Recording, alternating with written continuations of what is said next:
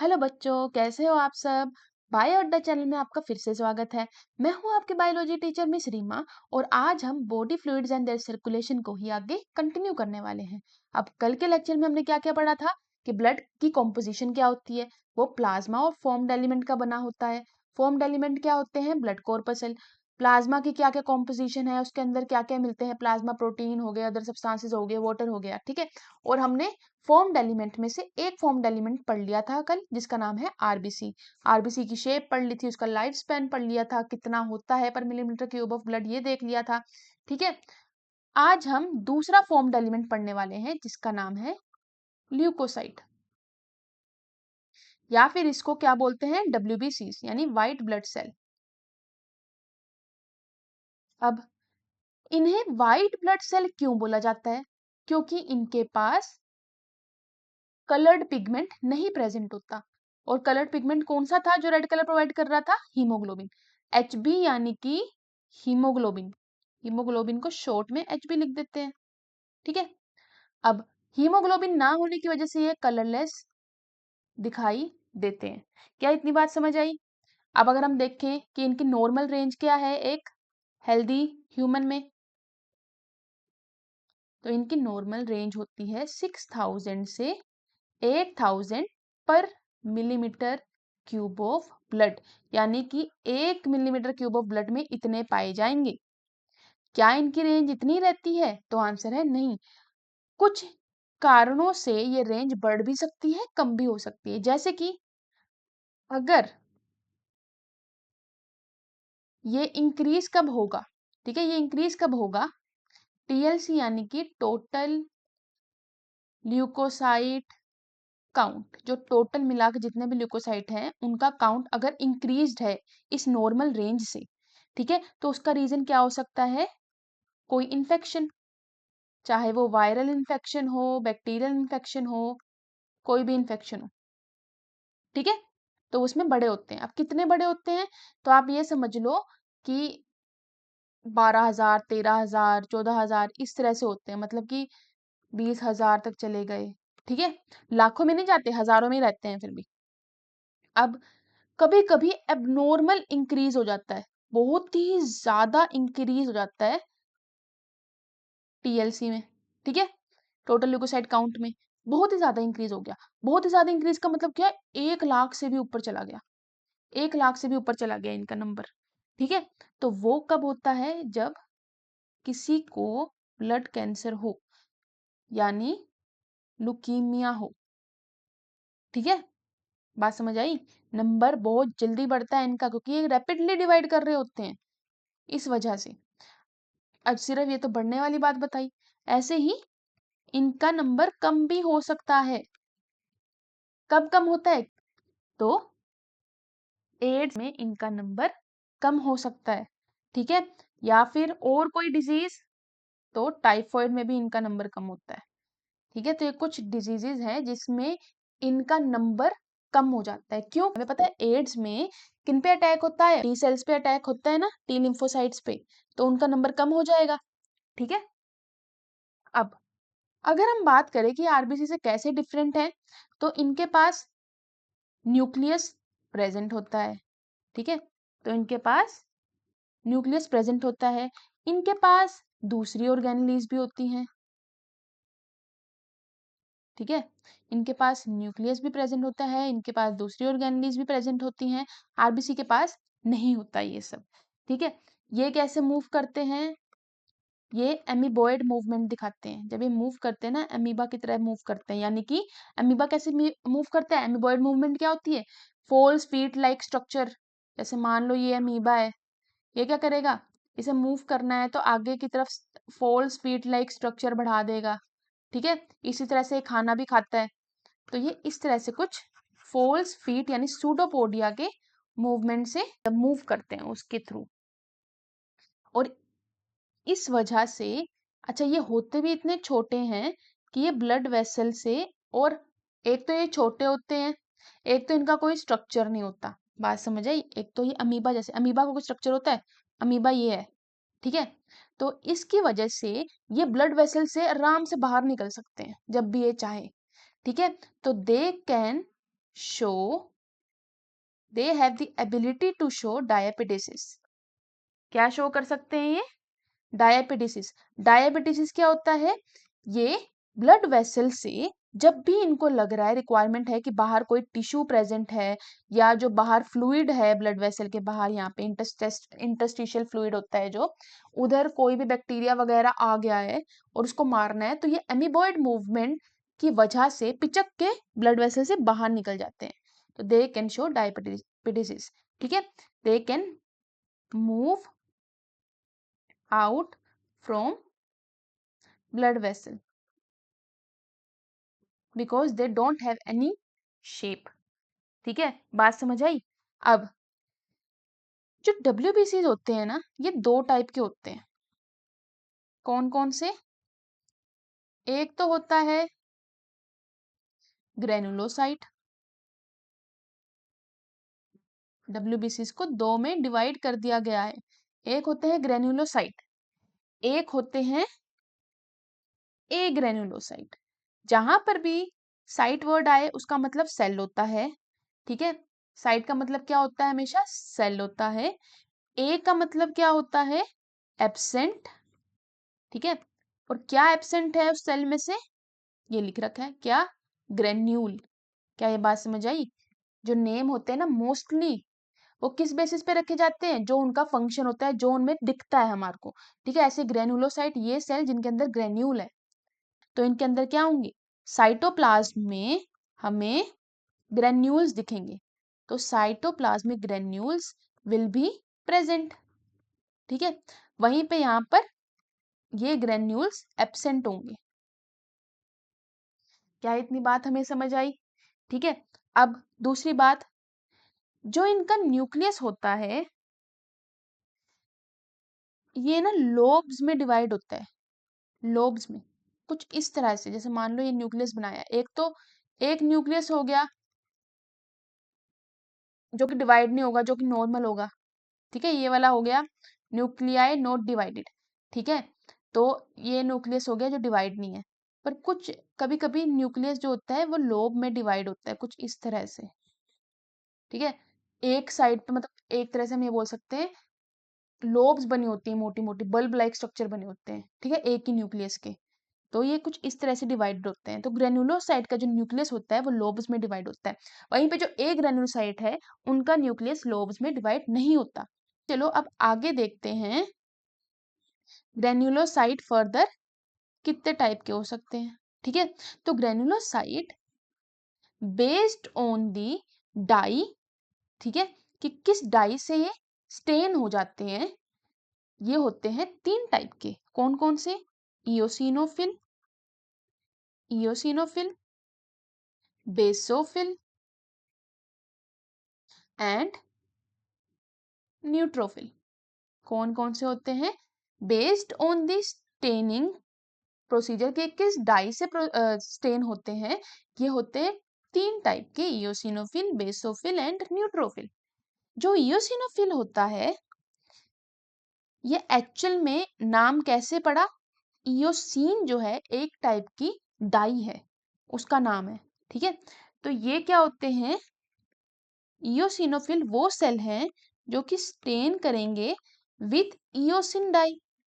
ठीक है, और ये जो इयोसिन होती है ये रेड कलर की होती है, तो इसका नाम क्या है? Eosin red. ठीक है, और ये एक्चुअल में होती कैसे है? एसिडिक। तो इयोसिनोफिल स्टेन्स विथ एसिडिक डाई। ठीक है, क्या ये बात समझ आई?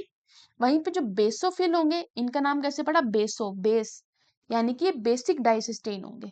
दे विल स्टेन विद किससे? Basic dye. और ये भी कौन सी डाई है? Methylene blue. तो कौन सा कलर आएगा? ब्लू।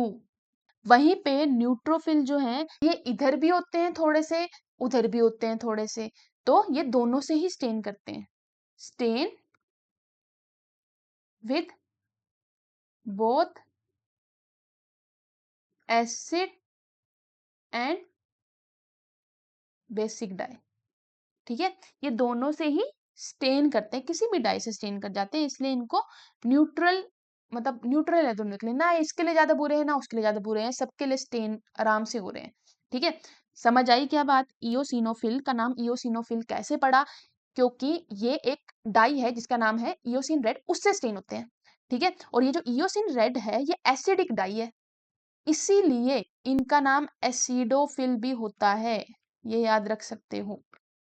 ठीक है, क्योंकि ये एसिडिक डाई जो कि इयोसिन रेड है उससे स्टेन होते हैं, इसलिए ये नाम पड़े हैं इनके।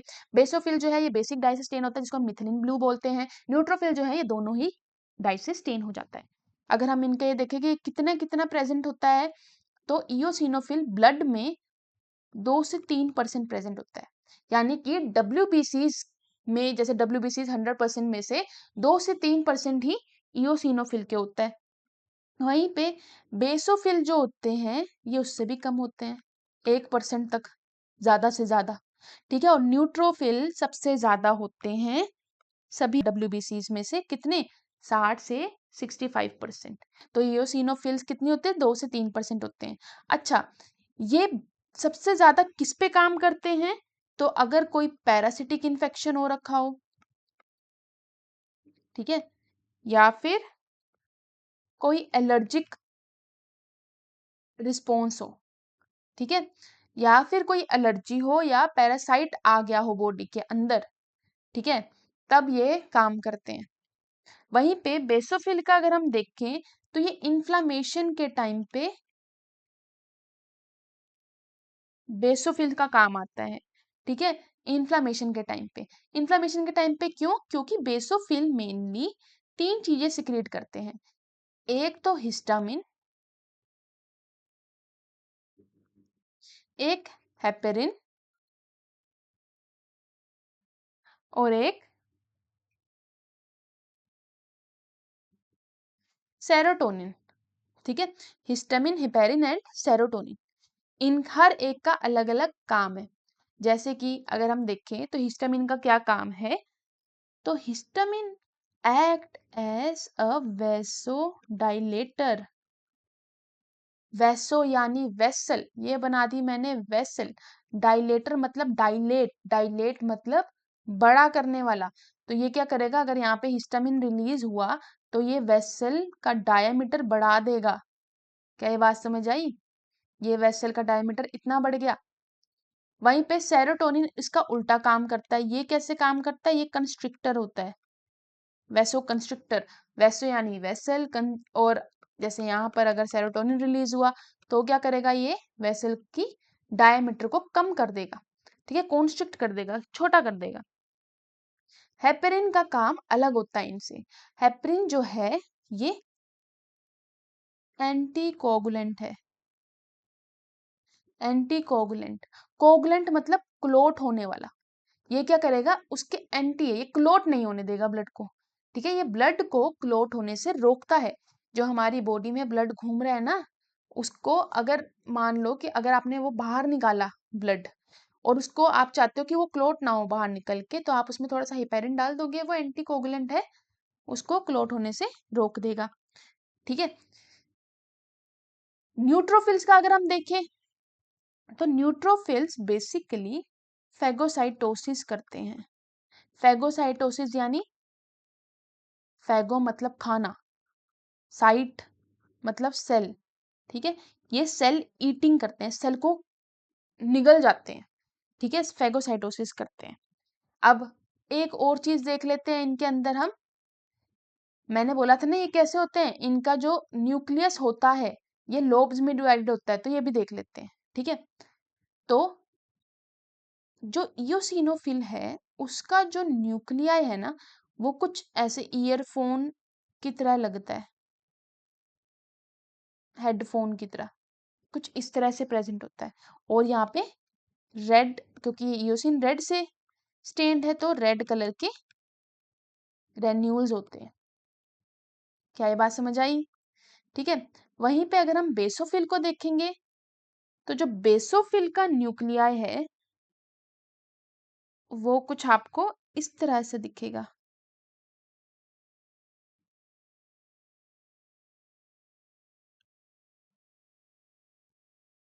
इस तरह से लोब में।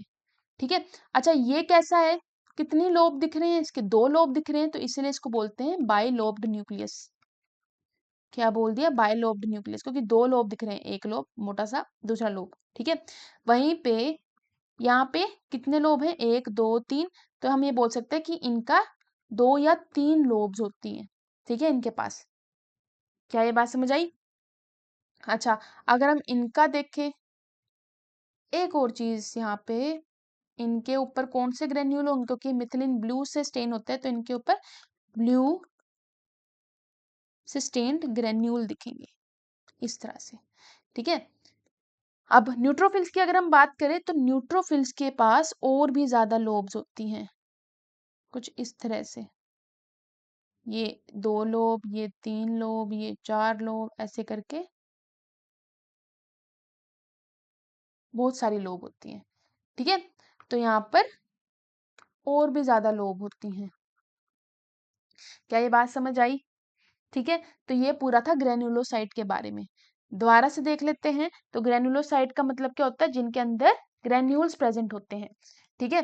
कौन कौन से ग्रेनुलोसाइट होते हैं, eosinophil, basophil, neutrophil. Eosinophil eosin red से होता है, स्टेनिसलिस का नाम ये है, इसको एसिडोफिल भी बोलते हैं क्योंकि इओसिन रेड एसिडिक डाई है। 2 से 3% होता है, ये पैरासिटिक इन्फेक्शन में और एलर्जी में रिलीज किया जाता है, ठीक है। और बेसोफिल का यही सेम चीज, बेसोफिल में basic dye methylene blue 0.5 to 1%, eosinophil से भी कम होता है, इन्फ्लामेशन में रिलीज किया जाता है। इन्फ्लामेशन में इसके जो बेसिकली मेन सिक्रीशंस होती है ना, ये 3 होती हैं, हिस्टामिन, हेपेरिन, सेरोटोनिन, सबका काम अलग अलग है, ठीक है। न्यूट्रोफिल सबसे स्टेन हो जाता है, 60 to 65% होता है, फेगोसाइटोसिस करता है। इनके मैंने क्या दिखा दिए, न्यूक्लियस दिखा दिए कि किस तरह से इनके लोब होते हैं, ठीक है। इसमें बेसोफिल में 2 से 3 होता है, ये बाइलोब्ड होता है इओसिनोफिल, और न्यूक्लियोफिल में उससे भी ज्यादा लोब्स होते हैं। क्या हमें ये बात समझ आई? अगर हम बात करें ए ग्रेनुलोसाइट की, तो जो ए ग्रेनुलोसाइट है, इसमें ग्रेन्यूल्स नहीं होते, तो क्या ये स्टेन होगा? ये स्टेन नहीं होगा, कैन नॉट बी स्टेन्ड। अच्छा, अब इसका रीजन क्या है, ग्रेन्यूल्स कैसे स्टेन में हेल्प कर रहे हैं? ग्रेन्यूल्स एक्चुअल में क्या होता है, जब हम उनको स्टेन करते हैं ना, उनके ऊपर डाई गिरते हैं, तो ग्रेन्यूल्स के आसपास जो जगह होती है ना, उसमें वो डाई रह जाती है, धोने के बाद भी वो डाई जो है वहां पे चिपकी रह जाती है या पड़ी रह जाती है, ठीक है। तो इस वजह से वो स्टेन हो जाते हैं। वहीं पे ए ग्रेनुलोसाइट में ग्रेन्यूल्स प्रेजेंट ही नहीं है, तो जो भी हम डाई डालेंगे उनको रोकने के लिए, कोई अड़चन डालने के लिए होगा नहीं, वो आराम से निकल जाएंगी जितनी डाली थी, तो वो स्टेन नहीं होते हैं, ठीक है।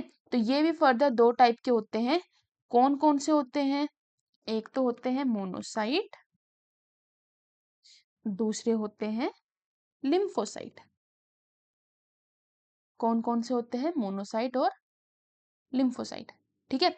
अगर हम मोनोसाइट की बात करें, तो ये हमारी बॉडी में 6 to 8% होता है ऑफ WBC, 6 से 8% WBC का मोनोसाइट बनाता है। मोनोसाइट जो होते हैं, इनकी बीन शेप्ड न्यूक्लियस होता है, बीन शेप्ड न्यूक्लियस, कुछ इस तरह से, जैसे मान लो ये सेल है, ऐसे करके बीन शेप्ड न्यूक्लियस है। ये लोब नहीं बना रहे, ठीक है, ऐसा नहीं कि इस एरिया में बिल्कुल नहीं है न्यूक्लियस, लोब नहीं बना रहे, ये बीन शेप्ड न्यूक्लियस है, ठीक है। और अगर हम और बात करें इसके बारे में, तो जब तक ये ब्लड में प्रेजेंट है, while they are present in blood, ये मोनोसाइट कहलाए जाते हैं। पर जैसे ही they get situated in tissue, या किसी टिश्यू में चले जाते हैं, तब इनको मैक्रोफेज बोल दिया जाता है। क्या अब बात समझ आई?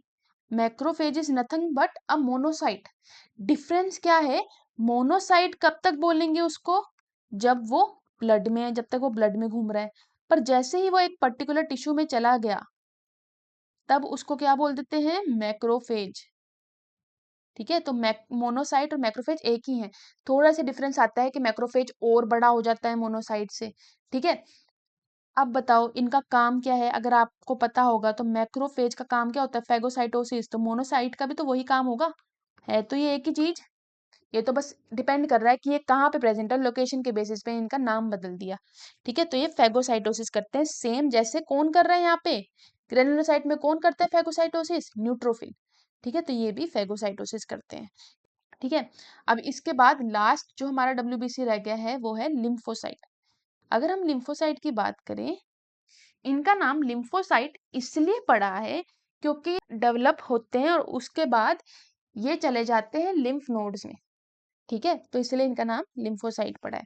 ये कितने होते हैं, तो ये 20 से 25% बनाते हैं।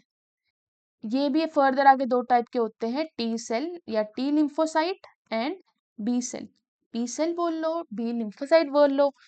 इनका जो काम है ना वो 12th क्लास में ह्यूमन हेल्थ एंड डिजीजेस में आएगा। थोड़ा सा मैं अभी समझा देती हूँ, लिखवाऊंगी नहीं इनके बारे में। एक्चुअल में क्या होता है, जो टी सेल होता है ना, इसका काम होता है बी सेल को कहना कि एंटीबॉडीज बना। एंटीबॉडीज कौन बनाएगा, हमेशा याद रखना, एंटीबॉडीज कौन बनाता है, बी सेल। ठीक है, एंटीबॉडीज कौन बनाता है, बी सेल। पर उसको जागरूक कौन करता है एंटीबॉडी बनाने के लिए, टी सेल। ठीक है, ये थोड़ा बहुत इनका काम है। और दोनों और भी ज्यादा डिफरेंट होते हैं, अलग अलग तरीके से काम करते हैं, वो हम ह्यूमन हेल्थ एंड डिजीज में पढ़ेंगे। तो ये हमारा क्या था, WBCs की क्लासिफिकेशन थी बेस्ड ऑन दी इनके ऊपर ग्रेन्यूल्स प्रेजेंट है या नहीं है तो कौन से डाइसस्टेन होंगे, नहीं है तो कौन कौन से होते हैं। ठीक है, मोनोसाइट का समझ आ गया। मोनोसाइट जब तक ब्लड में घूम रहा है उसको मोनोसाइट बोल दिया, लेकिन जैसे ही वो किसी पर्टिकुलर टिश्यू में जाके सिचुएट होगा उसको मैक्रोफेज बोल देंगे। जैसे कि आपने अगर देखा हो, जो न्यूरल कंट्रोल एंड कोऑर्डिनेशन है उसमें एक न्यूरोग्लायल सेल था जिसको हमने माइक्रोग्लिया बोला था, वो भी तो मैक्रोफेज था ना। वो माइक्रोग्लिया नाम क्यों रखा था उसका, क्योंकि वो पर्टिकुलर उस अपने neural control and coordination nervous system में जाके था, बैठा हुआ था इसलिए। ठीक है, तो वो एक पर्टिकुलर टिश्यू में जाके बैठ गया इसलिए उसका नाम अलग हो गया। अब हम पढ़ते हैं इसके आगे थ्रोम्बोसाइट के बारे में। थ्रोम्बोसाइट का दूसरा नाम क्या है, प्लेटलेट्स। क्या है थ्रोम्बोसाइट का दूसरा नाम, प्लेटलेट्स। अगर हम देखें इनकी लाइफ स्पैन कितनी होती है, अच्छा लाइफ स्पैन से याद आया, इनकी लाइफ स्पैन के बारे में तो बात ही नहीं करी। तो अगर हम देखें बेसिकली इनकी जो लाइफ स्पैन होती है ना, वो डिपेंड करती है कि बॉडी के अंदर कोई इन्फेक्शन है या नहीं है। जैसे कि अगर मान लो आपकी बॉडी में इन्फेक्शन हो गया तो ये ज्यादा देर के लिए सरवाइव करेंगे। ठीक है, अगर मान लो मतलब नॉर्मल इनकी लाइफ स्पैन होती है 7 डेज के अंदर अंदर इनकी डेथ हो जाती है। पर अगर मान लो कि बॉडी के अंदर इन्फेक्शन हो गया तो ये 7 दिन से ज्यादा सरवाइव कर रहे हैं। अगर मान लो कि एक जैसे टाइफॉइड हुआ किसी को, ठीक है, तो उसमें एंटीबॉडीज जो बनेंगी ना, तो एंटीबॉडीज बन के उसको खत्म कर दिया। फिर बाद में ये जो लिम्फोसाइट है ना, इनमें मेमोरी लिम्फोसाइट भी रह जाते हैं, जो याद रखेंगे कि हाँ पहले ये वाला बैक्टीरिया आया था, अभी अगली बार ये बैक्टीरिया आया तो इसको किस तरह से मारना है। तो वो ज्यादा देर के लिए, वो सालों साल तक सरवाइव करते हैं, तो इनकी लाइफ स्पैन पर्टिकुलर नहीं होती है। ठीक है, पर हम थ्रोम्बोसाइट की अगर हम बात करें तो थ्रोम्बोसाइट की लाइफ स्पैन होती है 2 to 4 डेज की। ठीक है, 2 to 4 डेज की लाइफ स्पैन होती है थ्रोम्बोसाइट की। अच्छा ये होते कितने हैं, ये होते हैं 1.5 to 3.5 लाख, यानी कि 1,50,000 से 3,50,000 के बीच में होते हैं पर मिलीमीटर क्यूब ऑफ ब्लड में। ठीक है, अब एक्चुअल में पता है क्या होता है, ये जो थ्रोम्बोसाइट होते हैं is nothing but the fragments of cell. ये सेल फ्रेगमेंट्स होते हैं। एक्चुअल में एक सेल होता है जिसका नाम है मेगा कैरियोसाइट। मेगा मतलब बहुत बड़ा, कैरियो न्यूक्लियस वाला सेल। ठीक है, ये जो मेगा कैरियोसाइट होता है ना, ये ना टूट जाता है। ठीक है, जैसे शीशा टूटता है ना, वैसे ये टूट जाता है, और शीशा टूटने पे कितने सारे उसके शीशे के फ्रेगमेंट बन जाते हैं छोटे छोटे, ऐसे सेम थ्रोम्बोसाइट बनते हैं।